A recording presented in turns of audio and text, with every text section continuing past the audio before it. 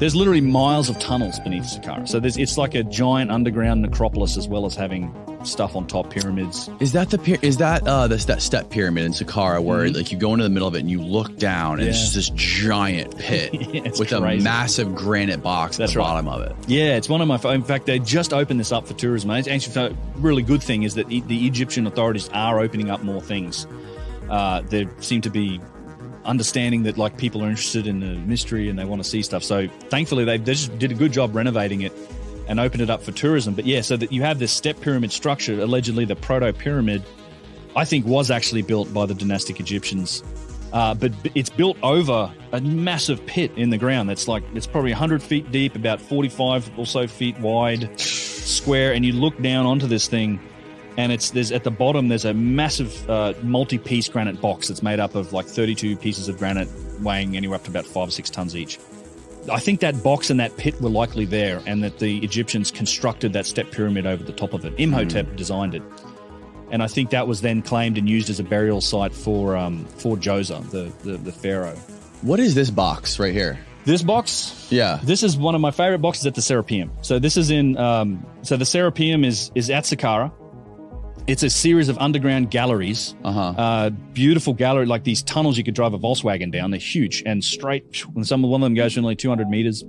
And inside the Serapeum, you have 25 of these things, which are these single piece, like 100-ton granite boxes. They're insane. It's absolutely insane. And this one in particular is in an off-limits area that we went into that's rarely seen by tourists.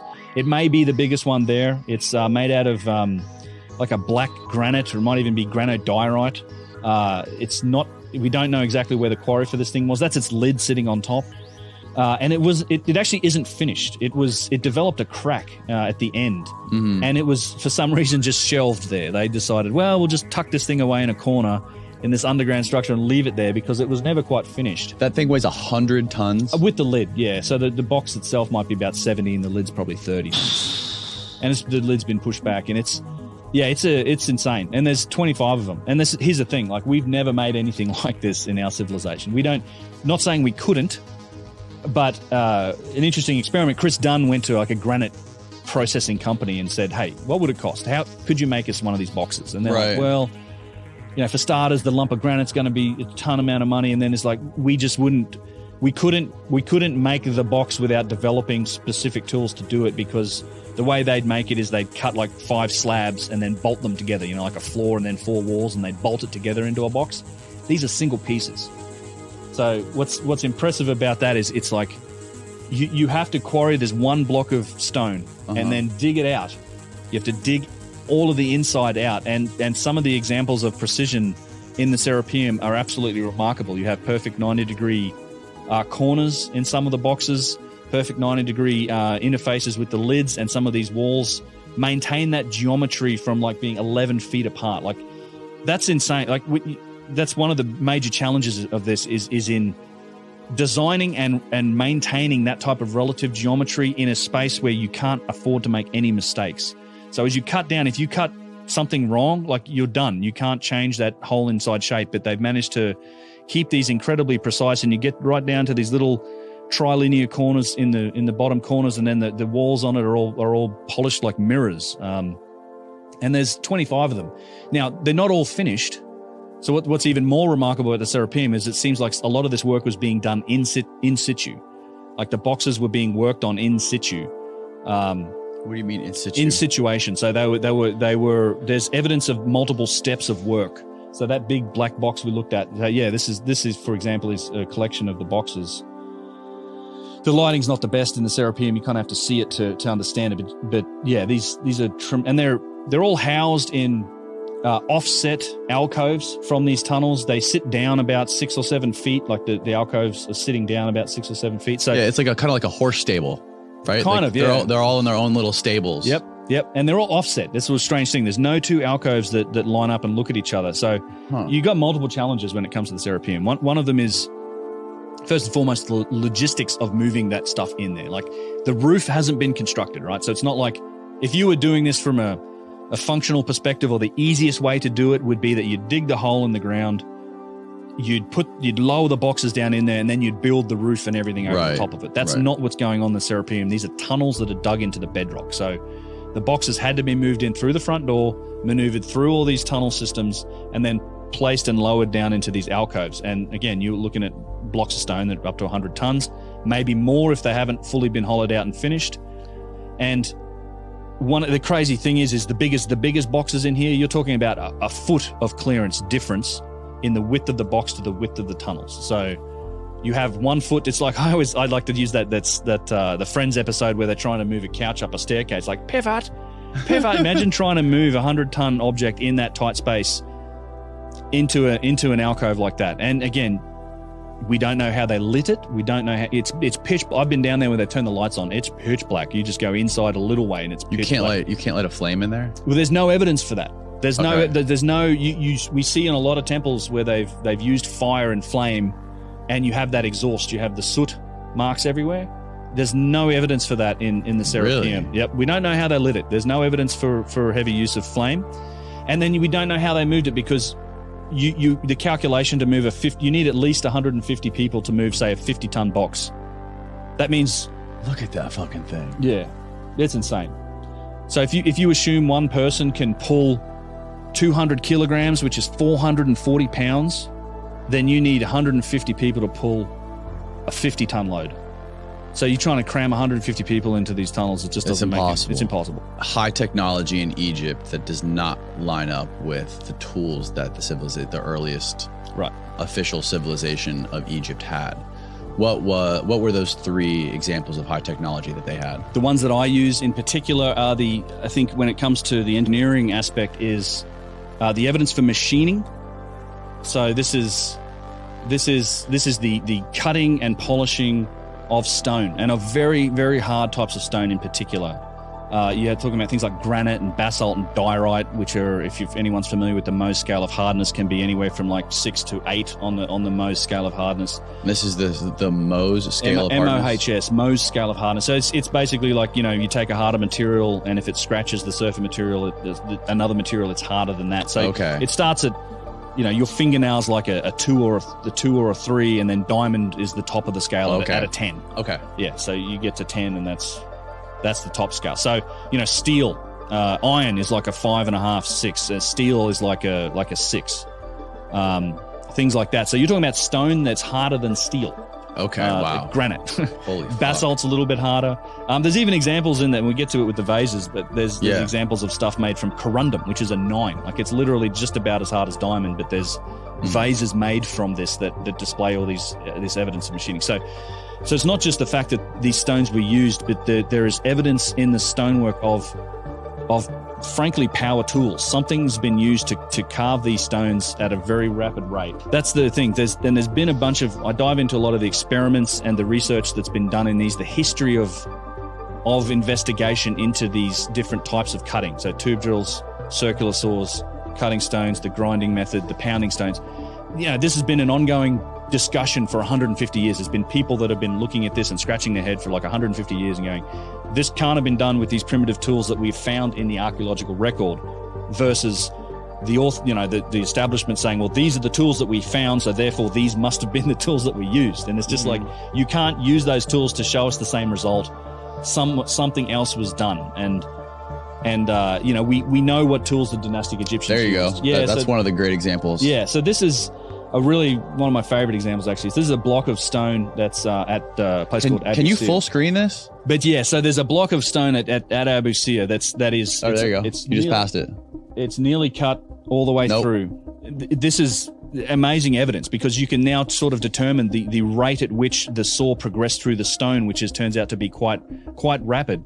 And you can compare that to the experiments that have been done in the Orthodox model, which says that, well, what they did was they got a big copper bar, and they just ground sand with water on it, and they just went back and forth for days and days, and there's been a bunch of experiments that look at how long that takes. And these are like a couple of the guys like Dennis Stocks that are on the mainstream side that have done a little bit of work on this. And it's just the numbers are insane. And you don't get the same marks using that technique And one of the major problems with it is that you wear away the copper bar at about the same rate that you're wearing away the stone. Right. So, and when you start to extrapolate that, so for example, I think I calculated that there's a box that's in the second pyramid at Giza, at Khafre's pyramid. It's a granite box. It's like 10 feet long and 4 or 5 feet wide. And using the experiments and the rates that we've done to do the grinding method, just to make the 6 cuts that you'd need, so north, south, east, west, top and bottom, 6 cuts, you're talking a year of labor to cut that one box, to make those cuts using copper bars. A year. A lot of modern or contemporary sort of Egyptology, which is that the writing is the bedrock of Egyptology. Once we translated hieroglyphs, that the Rosetta Stone, and we were able to sort of start to translate, and that's been a huge science. It's wonderful, actually. It becomes the bedrock of how we date and relate objects and artifacts, because it's whatever was written on them. It's not the only way, but whatever's written on these things becomes the primary methodology for how we date them. So if it is written on them, so you have the name of a guy on an artifact, it's just like, well, the inference is therefore that he probably had this thing made for him, and therefore he might have even made the whole site. It's not the only method that's used, but it is a primary one. It's probably the first one they'd go to for dating stuff. And what's interesting, even on this box here, is one of the other issues with this idea is that you actually have an empty Shen ring on this box, or a cartouche, which doesn't have a name in it. So it's all carved up, and there's an empty Shen ring in here, and all you have to do is imagine that there's the name of a pharaoh in this Shen ring, and then the history books would say that it was this guy that made this box and probably this whole site, and that's how the whole story of it, that's what ends up in a history textbook. Yeah. But it's empty, and we don't know whose name was going in here. I suspect it was whoever was going to pay the priests that ran the place the most, because this box was probably being sold for dedication. Right? This is the priests ran this site. We know there were all over the Serapeum. There's there's little indentations on the walls that have, there were these little limestone or granite steles that you would put in there and have a dedication to yourself, and this was a service was being sold by the priests that were running the place. Right. It's one of the issues with it, and it goes further. Once you start to see this dichotomy of technology between the artifacts themselves and the writing, you start to see it in a lot of places. And this is a great example I like to show people. Incredible. Yeah, it's a Hyksos Sphinx. But you can see that the ribs are kind of being shown up by the light almost is being used, to the reflection, to show that the rib line on this thing. But then you take a close look at the hieroglyphs, and they're just crudely chiseled. Like it's, you see the hammer marks, you see the fact that it's done by hand. And here's another key indicator for me: the hieroglyphs are never polished. Right, so the rest of the stone is polished, and there's obviously, it's not all flat surfaces and easy polishing. There's lots of interesting and tight sort of parts of the stonework that were polished, but the hieroglyphs are never polished. So, for example, if you look at some of these incredible statues that come from the Old Kingdom, you have the top of the chest, the clavicle here is all beautifully done. You have the fingernails, the cuticles, the insides of the fingernails. Right, all of that stonework's polished, right? This isn't flat surfaces. So they were capable of polishing stone. Whoever built this statue could polish stone in whatever form they wanted to. There's dust all over this statue, but it is polished. And, you get these beautiful examples of knees. Like, this is one of the best knees in... this is in granite diorite, not for nothing, but incredible musculature and bone structure. Granite diorite? Granodiorite. Granodiorite. How hard is that stone? Slightly harder than granite. It's like a mixture between granite and diorite. And what is the hardest stone on Earth? Diamond. And diorite's how far? Diorite's like a 7.5. So diamond's a 10 on the Mohs scale of hardness. Things like hardened steel might be a 6.5, and granite can be a 6.5 to a 7. Some are diorite and flint, and some of the other harder stones, either porphyry or dolerite can go up to like 7.5, 8. Okay.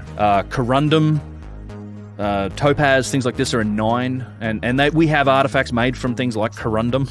It's not polished, right? Even in the good hieroglyphs that are on the side of this statue. Like this, the interior of the bird, not polished. The Shen ring around the king's cartouche there, not straight and not polished. The lotus flower motif below it is polished. Like, so it's like when this is a different this was done with a different technology, potentially done at an entirely different time. So it's difficult to say then that the writing is how we can date and relate this artifact into the story of history. It's entirely possible that this was inherited, we don't know how old it is, and then somebody wrote their name on it later and claimed it. And in fact, we have evidence of that very thing. In fact, here's one more good example of the polish. I like this shot because it shows you the polished stone, and then you can see the chisel marks. This is all of this. These hieroglyphs, they're good, but they're all done by hand. And we know that the practice of writings of somebody usurping an artifact, Flinders Petrie called Ramses II the Great Usurper. Mm-hmm. He's one of the people think about him as one of the most powerful kings of ancient Egypt. But he was notorious for writing his name on stuff. This is an example here I can show you real quick. It's like that's the cartouche of Ramses II right here. This big guy here, it's carved in very deeply into, and I actually love this photograph. He's carved it deeply into what is a reused section of an obelisk. But look closely at the end here. Oh yeah, that bird? He's carving over the top of a pre-existing inscription. For people that haven't heard of the labyrinth, it was one of the ancient wonders of the world. Like this was described by Herodotus and Pliny the Elder and Strabo and all these historical figures that saw it. And Herodotus described it as exceeding in splendor and wonder that of the pyramids. Like this was the labyrinth was this sort of 1,000-room structure that was supposedly just absolutely magnificent. You could have fit all of the temples of Karnak and Luxor and all of the temples of Egypt into its footprint. It was underground. It had multiple levels. There's all these historical accounts of people visiting it and just being awed, like massive granite blocks and structures and temples. It's this huge thing that was just lost to the sands of time, right? It just disappeared. At some point after, the early Romans sort of wrote about it and the Greeks, it just somehow disappeared into the sands of time. Now, we've never known where it is or what it is, and it would be like a pyramid. It would rival the Great Pyramid for sure if we were to find it. But it turns out we found it, and Petrie actually thought he found it. He found some blocks. It's at a site called Hawara in Egypt. It's over near the Fayum region, and Petrie was digging around. And a lot of people have speculated it might have been in this area. Petrie dug around, found these massive granite blocks, thought, I'm standing on the foundation for it, the bottom level, like it's all been quarried and taken away, and this must be the foundation for it. Turns out he was standing on its roof. So it wasn't really looked at again after that for a while, but a guy named Louis de Cordier did something called the Matterhorn expedition. I think it was 2008. He went in and he had partnership with the Egyptian Department of Antiquities for this study. And they went and did ground penetrating radar and these other acoustic tests and a whole bunch of different tests at Hawara, and they found it. They found they found the labyrinth. It was spread out across like multiple football fields and on all sides of this pyramid and on all sides of this canal. Thing is absolutely massive. They found all this granite and these labyrinthine like structures under the ground. And unfortunately, his entire report and all of the public information about this was suppressed. It was literally, and Louis de Cordier said it was Zahi Hawass suppressed it under threat of national security sanction, meaning that he would ban anyone that violated this suppression from ever coming to Egypt again, and it was buried. Who was the guy who suppressed it? Zahi Hawass. Who was he? He was the Egyptian minister he was in charge of the Supreme Council of Antiquities. He's a politician. Well, he's a famous Egyptologist. He's written a bunch of books. The Indiana Jones guy. Guy. Yep. So, but this is not me saying, this is Louis de Cordier, the guy who funded and directed it, along with Ghent University of Belgium, did this whole experiment, did this report called the Matterhorn expedition. If you go and search on archive.org, you can probably still find some of it. I've got the paper from it. It was disappeared from the web. He waited a bunch of years and then eventually came out and sort of talked about it, but there wasn't any press about it. So, and it's unfortunate is because the labyrinth is like one of the lost wonders of the ancient world. Like it's sitting right there, and unfortunately it's rotting away in like salty groundwater because that's one of the challenges, I think. And I think this is where I say it's not, I don't know if it was, I think it's mostly being suppressed and was buried because of probably political reasons more than anything, because it has to do with the damming of the Nile River. Like, so when Egypt dammed the Nile in the 1960s, they put up what's called the Aswan Dam, and that stopped that inundation of the Nile. So every year the Nile would flood, and it would spread its, it would flood and then it would retreat and it would flood, and that's how they did a lot of their irrigation. When they dammed the Nile, everything north of that ceased, that inundation stopped. Now, you'd think that that would lower the water table, but it actually has the opposite effect. Because the Nile wouldn't shrink down in summer, there's been a consistent flow of water into there. It's actually raised the water table. So in the last sort of couple hundred years, the water table in these regions has come up significantly, including at Giza, places like that, the level of water's come up.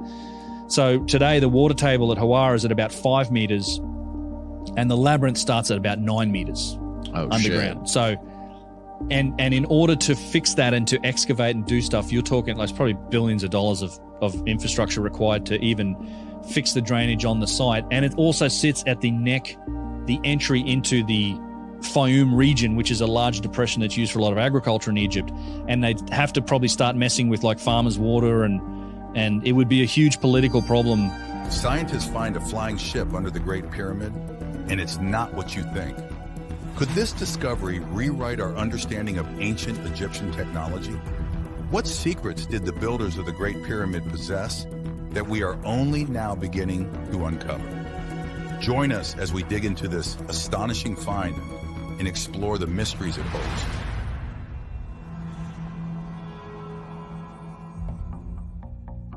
Experts in a variety of professions have been enthralled by the recent find of the flying ship beneath the Great Pyramid. Dr. Elena Poag, an expert in ancient Egyptian technology, describes the find as unprecedented and emphasizes its significance. This discovery challenges everything we thought we knew about this period. The ship's advanced design suggests a level of technological sophistication that was previously unimaginable for the ancient Egyptians. The ship, measuring 44 meters long and 6 meters wide, was constructed primarily of cedar wood. Its most striking feature was its aerodynamic design, suggesting it was intended for flight, not water travel. Unlike traditional ancient Egyptian vessels, which were typically flat-bottomed for stability on the Nile, this ship had a sleek, streamlined shape.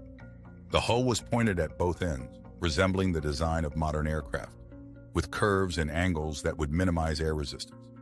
The wood was intricately carved with hieroglyphs and symbols, many of which depicted scenes of flight and celestial beings. These carvings added to the mystery and intrigue of the ship. Was this vessel part of a religious or ceremonial practice? Or did it serve a practical purpose that we have yet to understand? The craftsmanship was extraordinary, with every joint and seam meticulously fitted together, demonstrating an advanced understanding of aerodynamics and structural integrity. To illustrate the point, Dr. Ahmed Hassan, a renowned Egyptologist, shares a similar sentiment. The presence of this ship under the Great Pyramid opens up a whole new chapter in our understanding of ancient Egyptian civilization. It forces us to reconsider their capabilities and the extent of their knowledge. Historians also weigh in on the implications of this discovery. Dr. Sarah Johnson, a historian specializing in ancient civilizations, notes, "The aerodynamic design of the ship and the materials used in its construction suggest that the ancient Egyptians had access to advanced techniques and knowledge. This raises intriguing questions about their interactions with other cultures and their overall technological prowess." Professor Michael Carter, an archaeologist who has studied the Great Pyramid extensively, adds, "The discovery of the flying ship beneath the Great Pyramid is a game changer. It focuses on the complexity of the pyramid's construction and suggests that there are still many secrets hidden within its walls. The Great Pyramid, built over 4,000 years ago, has long been the subject of fascination and speculation. As the oldest of the 7 wonders of the ancient world, it has drawn countless archaeologists and historians to its mysterious structure. Standing at a staggering 146 meters tall, it was the tallest man-made structure in the world for over 3,800 years. But what makes this pyramid truly extraordinary?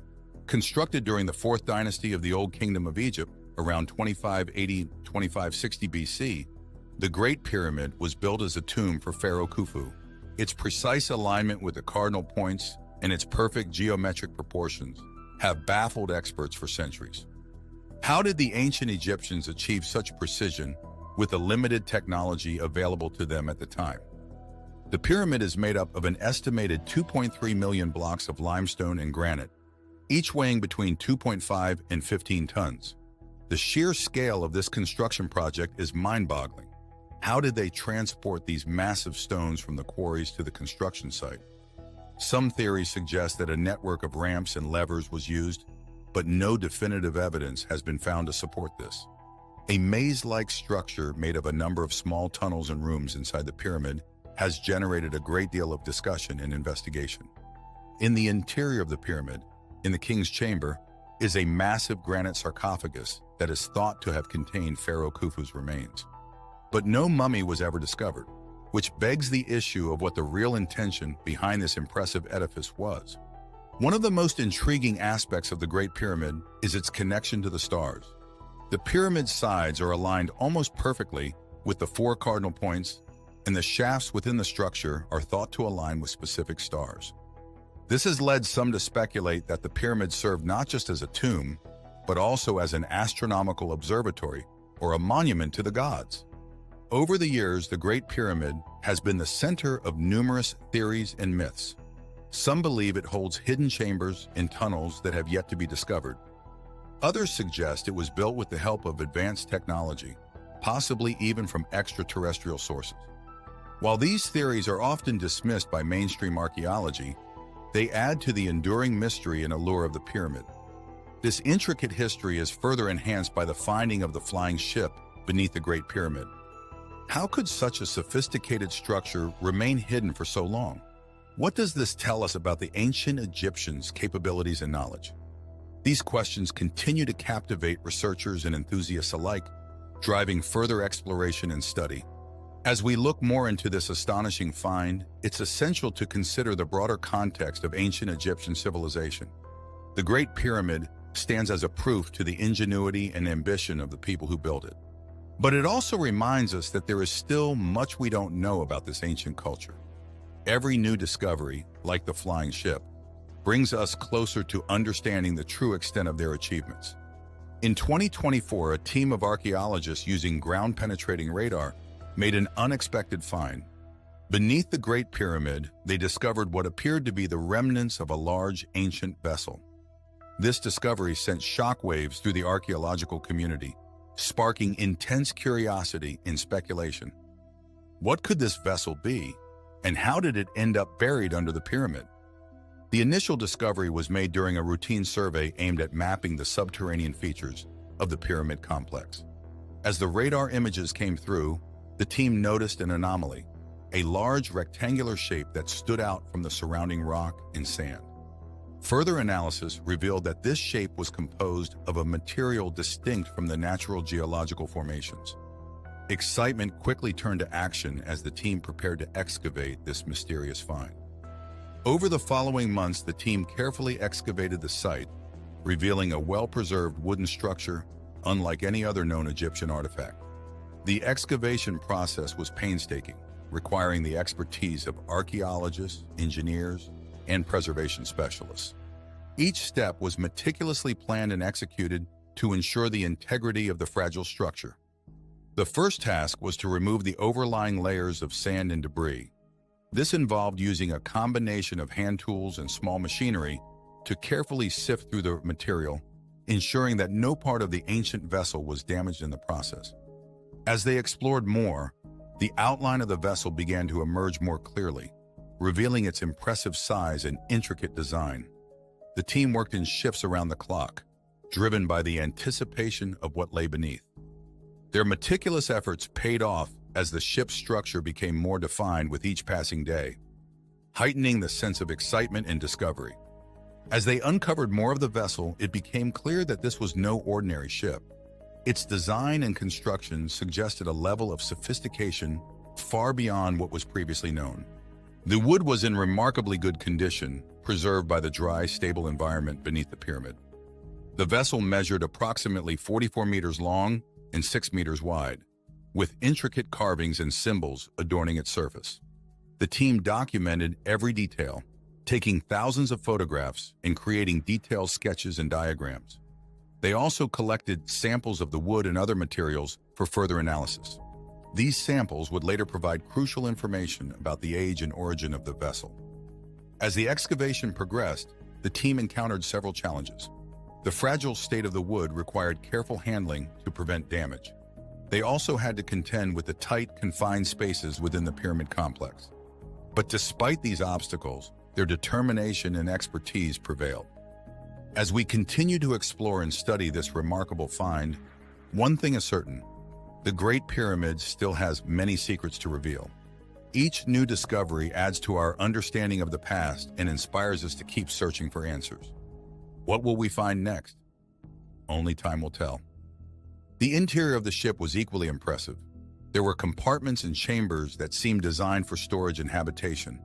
The layout suggested that the ship could carry passengers or cargo, possibly for long journeys. How did the ancient Egyptians conceive of such a sophisticated design? The answer to this question continues to elude experts and fuels speculation about the ship's origins and purpose. Indeed, carbon dating was a crucial step in determining the ship's age.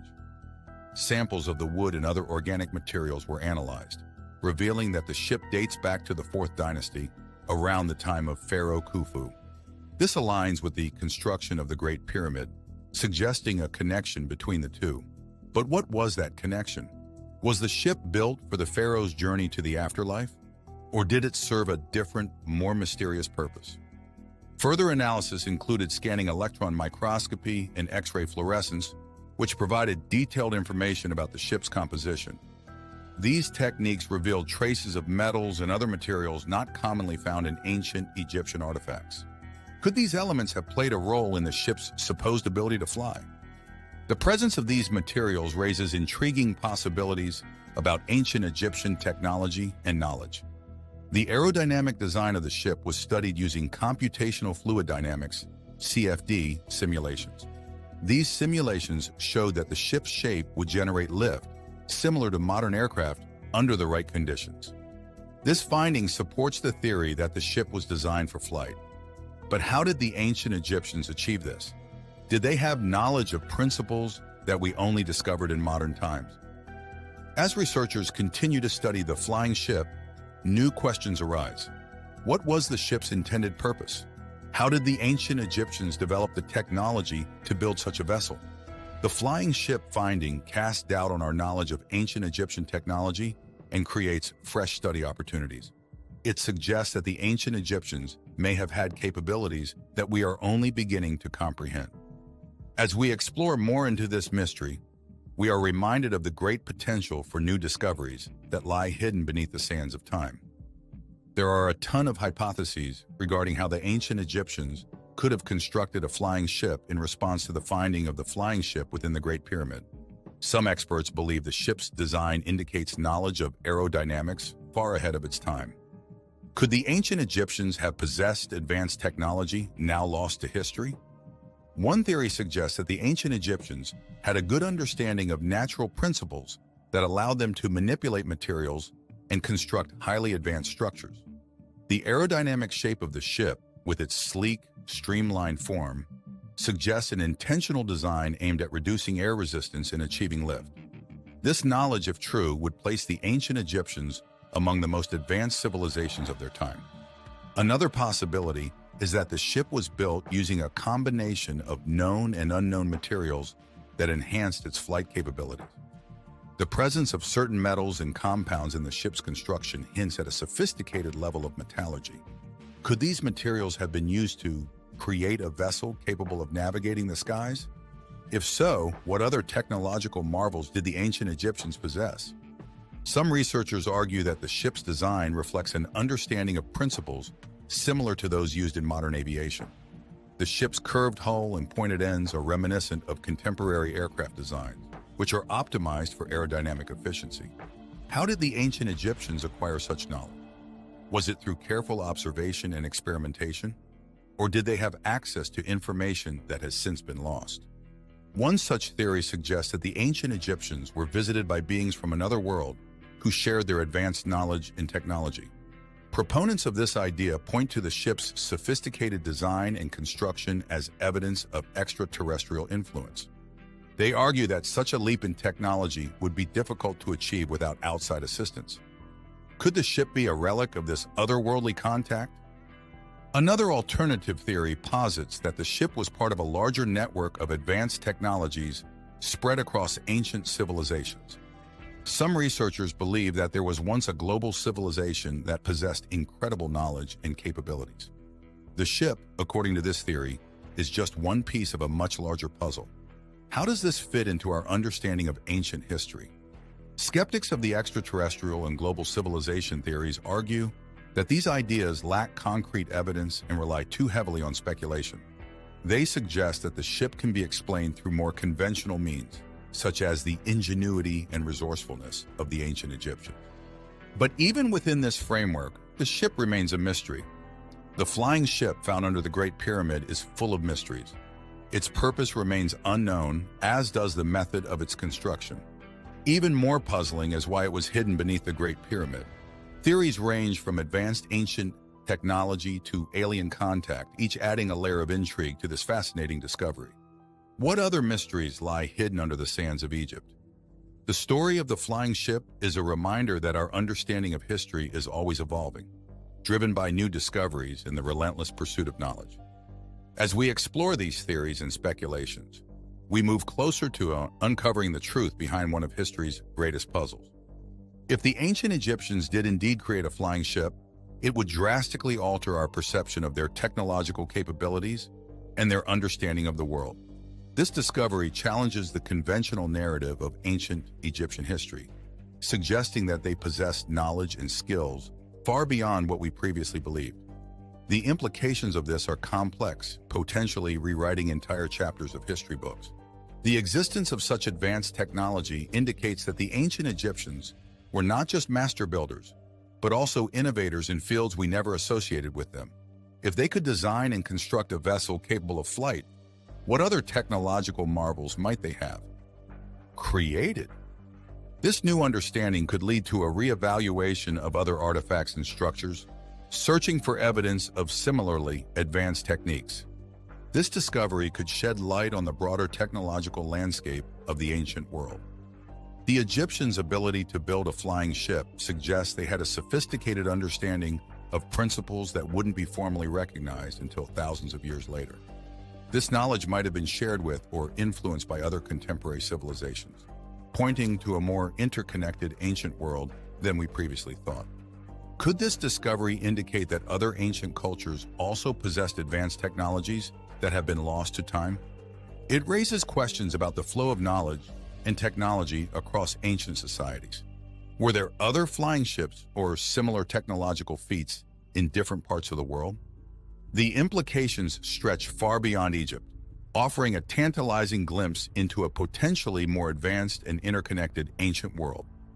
The ship, now dubbed the Solar Barge, not just sheds light on ancient Egyptian ingenuity, but also pinpoints their spiritual and cultural connection to the sun god Ra. The concept of a solar barge is highly embedded in Egyptian mythology, symbolizing the journey of the sun god across the sky. This discovery aligns with these ancient beliefs, suggesting that the ship may have been constructed for a ceremonial or religious purpose.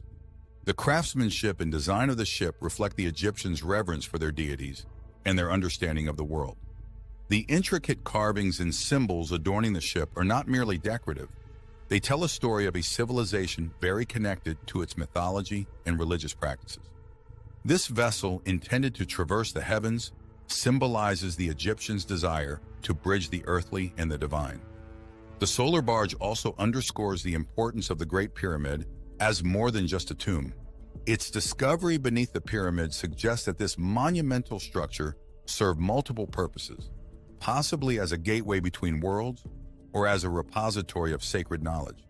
The intertwining of the pyramid and the barge enriches our understanding of ancient Egyptian culture, revealing layers of significance that go beyond their architectural achievements. This discovery has significant implications for modern Egypt. It focuses on the enduring legacy of the ancient civilization and its contributions to human history. The solar barge, as a symbol of ingenuity and spiritual depth, reinforces Egypt's cultural heritage and its place as a cradle of ancient knowledge and innovation.